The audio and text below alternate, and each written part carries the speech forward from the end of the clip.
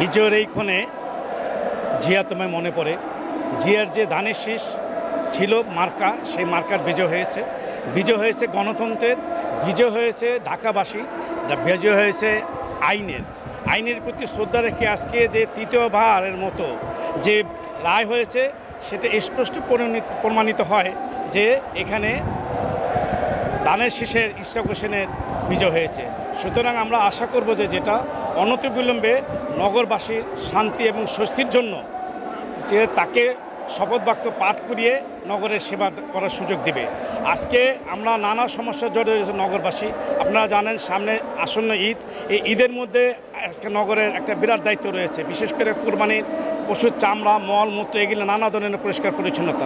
আজকে যদি এই অশান্তি অস্বস্তি বিরাজ করে তাহলে এটা আগামী ঈদে প্রভাব পড়বে।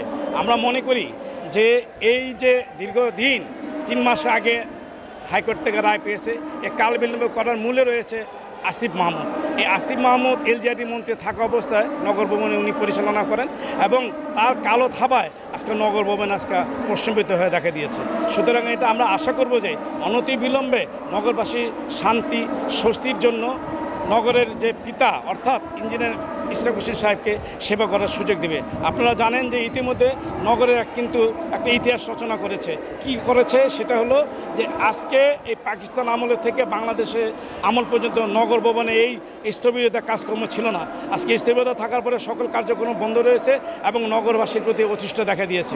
এই অতিষ্ঠতা দূরীকরণের জন্য আমি মাননীয় প্রধানমন্ত্রীর আকর্ষণ করব অনতিবিলম্বে ঢাকার সার্বিক অবস্থা শান্তি এবং শৃঙ্খলা বজায় রাখার জন্য এবং আন্দোলনকে তারা প্রস্ফুটিত করার জন্য ইঞ্জিনিয়ার ইশরাক সাহেবকে শপথের ব্যবস্থা করবেন। আমরা আশা করি যে ইঞ্জিনিয়ার ইশরাক হোসেন সাহেব উনি যোগ্য পিতার যোগ্য সন্তান এবং আজকের এই বিজয়ে শুধু আজকে দেখেন আপনি এটা গণতন্ত্রের বিজয় হয়েছে, এটা ভোটের বিজয় হয়েছে, এটা জনতার যে প্রত্যাশা সেটার বিজয় হয়েছে। আজকে যদি এই জাতীয় কার্যক্রম থেকে যদি তারা বিরত থাকে, যদি শপথ করা না দেওয়া হয় তাহলে আগামীতে যে ভোট হবে সেটাও আমরা মনে করি প্রশ্নবিদ্ধ হিসেবে দেখা দিবে। কারণ ভোটের মাধ্যমে ইশরাক বিজয় হয়েছে এবং হাইকোর্ট থেকে সেটা পরপর 3 বার আজকে পর্যন্ত রায় হয়েছে, আপনারা জানেন। সুতরাং আমরা আশা করব যে আমাদের দেশের সার্বিক অবস্থা সুস্থ রাখার জন্য অনতিবিলম্বে তাকে শপথ বাক্য পাঠ করানো হবে এবং যদি না করা হয় তাহলে শুধু এটা ঢাকাবাসীর মধ্যে সীমাবদ্ধ থাকবে না, এটার বিস্তৃতি ঘটবে সারা বাংলাদেশ। বিসমিল্লাহির রহমানির রহিম। আমরা আজকে এই রোদ বৃষ্টি উপেক্ষা করে আমরা নগর ভবনে যে আন্দোলন চালিয়ে যাচ্ছি, কেন চালাচ্ছি? এই স্থানীয় সরকার মন্ত্রণালয়ের উপদেষ্টা হলো আসিফ।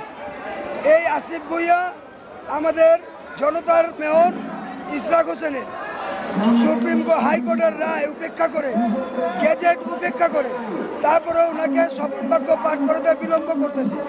এখন আমাদের আশঙ্কা এই স্থানীয় নির্বাচনের যদি এই অবস্থা হয়, এই মেয়র নিয়ে যদি এই অবস্থা হয় তাহলে জাতীয় নির্বাচন এই আসিফ ভূঁইয়া বিশাল একটি এফেক্টেড হয়ে দাঁড়াবে। এজন্যে আমরা আসিফ ভূঁইয়ার অবিলম্বে পদত্যাগ চাচ্ছি। এখানে নতুন কোনো উপদেষ্টা নিয়োগ করা হোক এবং অবিলম্বে আমরা বলবো নগর পিতা নয়, ইশরাক হোসেন সুযোগ্য পিতার সুযোগ্য পুত্র। উনি নগর পিতা নয়, উনি নগর সেবক হিসেবে কাজ করবেন, এটাই আমাদের আকাঙ্ক্ষা।